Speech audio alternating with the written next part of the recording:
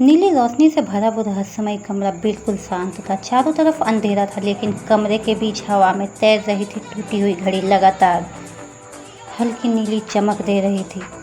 टक टक टक उसकी आवाज़ पूरे कमरे में गूंज रही थी। आरव डायरी को ध्यान से देख रहा था। उसके खुले हुए पन्ने पर बना नक्शा हल्का चमक रहा था। मीरा भी बोली, ये पहले से ज़्यादा क्लियर हो रहा है, तारा आगे बढ़ते हुए कह रही थी। उसने नक्शे को ध्यान से देखा। तो हेलो सोल लिसनर्स, कैसे हैं आप? आज मैं आपके लिए लेकर आई हूँ वक्त के पास सीरीज का एपिसोड 20। तो चलिए स्टार्ट करते हैं। आज की मिस्ट्री आपका दिमाग हिला देगी। तो स्टार्ट करते हैं। तारा उस नक्शे के पास जाती है और बोलती है, यहाँ देखो। उसने एक चमकते हुए चिन्ह की तरफ इशारा किया।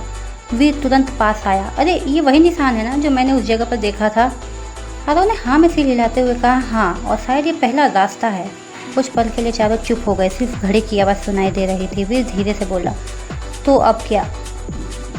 तारा मुस्कुराई, अब डरना बंद करो।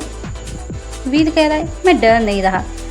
तारा कह रही है, अच्छा, तेरी आवाज़ ही बता रही है कि तुझे कितना डर लग रहा है। मीरा इनकी बातें सुनकर हंसने लगी। वीर कह रहा है, तुम लोग सिचुएशन की सीरियसनेस को समझ भी रहे हो? आरव भी हल्का सा हंस दिया। सच कहूँ तो अगर हम मजाक ना करें ना तो शायद हम सब डर ही जाएं। कुछ सेकंड्स के लिए माहौल हल्का हो गया, लेकिन अगले ही पल आरव का चेहरा फिर सीरियस हो गया। उसने डायरी की तरफ देखा। हम यहाँ तक आ चुके हैं, मीरा धीरे से बोली, और अब वापस नहीं जा सकते। मतलब हम तैयार हैं। और वो लोग उस डायरी की तरफ देख के बोलते हैं, ठीक है, हम तैयार हैं, हम जाने के लिए तैयार हैं, पहले पीस को ढूंढने। और तभी उनकी बात सुनकर डायरी अचानक तेज चमकने लगती है। उसके पन्ने अपने आप तेजी से पलटने लगते हैं। वीरन तुरंत पीछे हट जाते हैं। ओह नो, ये फिर से ना हो जाए। तारा, इस बार भी भाग जाना तुम। मैं कभी भागा ही नहीं था, समझी? वीर कह रहा है। अचानक डायरी हवा में उड़ जाती है। उससे निकलती नीली रोशनी पूरे कमरे में फैलने लगती है। घड़ी की चमक भी पहले से तेज हो जाती है।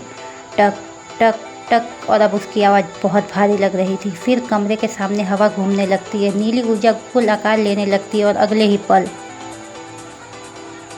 एक पोर्टल खुल जाता है। उसके अंदर अजीब सी चमक थी, जैसे कोई दूसरी दुनिया दिखाई दे रही हो। और तभी मीरा कहती है, शायद यही रास्ता है। आरव भी पोर्टल को ध्यान से देखते हुए कहता है, सब साथ ही रहना।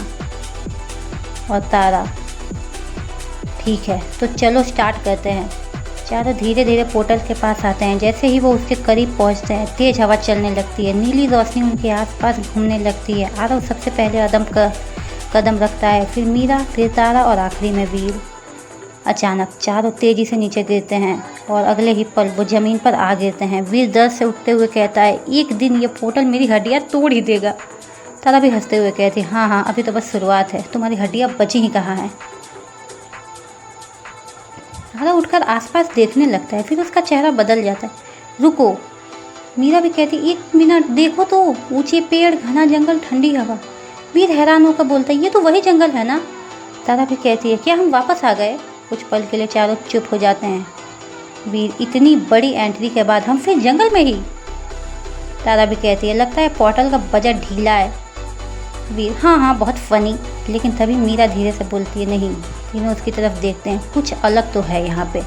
वह पहले से ज़्यादा ठंडी थी और जंगल में अजीब सा सन्नाटा था, जैसे कि वही जंगल होकर भी वो नहीं हो। और अचानक डायरी खुद हवा में उड़ने लगती है। चारों चौंक जाते हैं। वीर कहता है, अब ये उड़ भी रही है। तारा कहती है, तुझ हर चीज़ पर शौक क्यों हो जाता है भाई? डायरी हवा में खुल जाती है। उसके पन्नों पर तेजी नीली रोशनी फैलने लगती है और फिर बड़े अक्षरों में शब्द उभरते हैं, टाइमलाइन 1923। चारों की आंखें फैल जाती है। 1923। तारा गंभीर होकर कहते हो, शायद यही पहला टाइमलाइन है।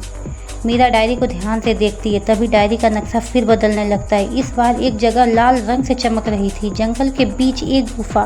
वीर धीरे से, तो पहला पीस वही है।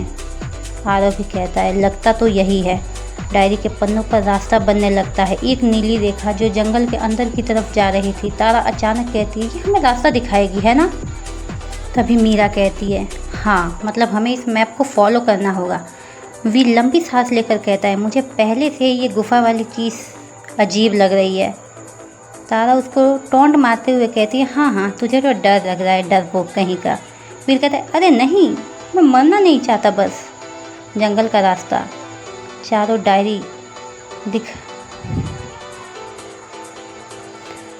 डायरी के दिखाए रास्ते पर चलने लगता है। एक जंगल से पहले ज़्यादा अंधेरा था, हवा में अजीब सी ठंडक थी। कभी कभी पेड़ों के पीछे कुछ हिलता हुआ महसूस होता, लेकिन जब वो देखते वहाँ कुछ नहीं होता। वीर कहता है, कसम से कोई हमें देख रहा है, मुझे लग रहा है। तारा कहती है, तेरी इमेजिनेशन बहुत आगे तक है। वीर उनकी बातें सुनकर सोचता है कि शायद मैं ही ज़्यादा सोच रहा हूँ। चारों धीरे धीरे आगे जा रहे थे। उसकी नज़र बार बार डायरी पर जा रही थी, जैसे वो उसे खींच रही हो। मीरा को ऐसा लग रहा था। आरव आसपास ध्यान से देख रहा था, सब सावधान रहना। और कुछ देर बाद चारों एक विशाल गुफा के सामने पहुंच जाते हैं। उसके अंदर से हल्की लाल रोशनी निकल रही थी। वीर तुरंत रुक जाता है। नहीं, ये बिल्कुल भी अच्छा साइन नहीं है। तारा कहती, अब वापस तो नहीं जा सकते हैं ना। आरव भी गुफा को ध्यान से देखता है, शायद पहला पीस अंदर ही है। मीरा भी कहती है, हाँ मुझे भी ऐसा लग रहा है। कुछ पल के लिए चारों गुफा के सामने खड़े रहते हैं। फिर आरव आगे बढ़ते हुए कहता है, चलो जाना तो होगा ही। जैसे ही चारों अंदर जाते हैं, पूरी गुफा लाल रोशनी से चमकने लगती है। वीर घबरा जाता है। मैंने कहा था ना, ये नॉर्मल तो नहीं ही है। अचानक गुफा के अंदर अजीब आवाज़ें गूंजने लगती है। गुल। तारा तुरंत पीछे मुड़ती है। तुम लोगों ने सुना क्या? फिर अंधेरे में दो चमकती हुई आंखें दिखाई देती हैं, फिर दूसरी, फिर तीसरी। वीर धीरे से, मुझे ये बिल्कुल भी पसंद नहीं आ रहा। मुझे तो लग रहा है कुछ भयंकर यहाँ घटने वाला है। और अंधेरे से अजीब क्रिएचर बाहर आने लगते हैं। लंबे हाथ, चमकती लाल आंखें, डरावनी आवाज़ें। सब डर जाते हैं, लेकिन अगले ही पल और क्रिएचर बाहर आने लगते हैं चारों तरफ से। वीर घबराकर, हम घिर चुके हैं। क्रिएचर धीरे धीरे उनकी तरफ बढ़ने लगते हैं। लाल रोशनी पूरी गुफा में फैल जाती है और चारों एक दूसरे के पास खड़े हो जाते हैं। अंधेरे में क्रिएचर्स की लाल आंखें चमक रही थी और अब हमारे चारों हीरोज पूरी तरह से